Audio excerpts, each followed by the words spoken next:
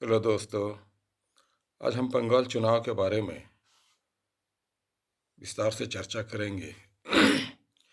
और ये चुनाव 2-3 महीने के बाद आयोजित होने वाली है। और हम देखें तो इस चुनाव में प्रमुख रूप से दो राजनीतिक दल हैं। सर्वप्रथम भारतीय जनता पार्टी और दूसरी Trinamool Congress.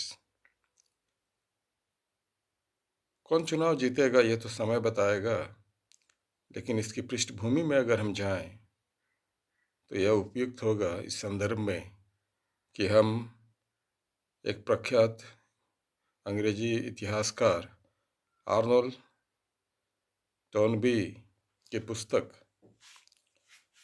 Study of civilisation में स्पष्ट रूप से उन्होंने कहा था कि यह विश्व प्राचीन काल से ही सभ्यताओं का संघर्ष है और वही सभ्यता जीतेगी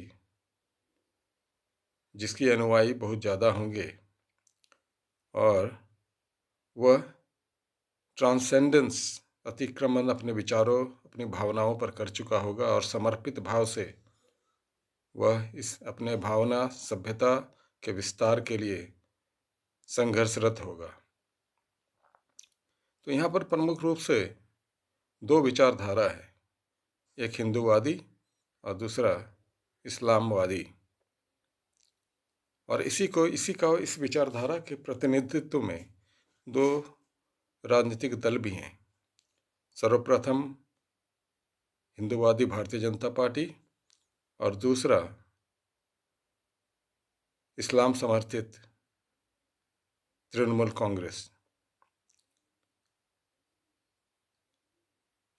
और चुनाव तो वही जीतेगा ऐसा प्रतीत होता है कि जिसकी विचारधारा लोगों को संगठित करेगी, वो विचारधारा से बहुत ज़्यादा प्रभावित होंगे और संयुक्त रूप से संगठित हो करके उस पॉलिटिकल पार्टीज़ को पक्ष में मतदान करेंगे।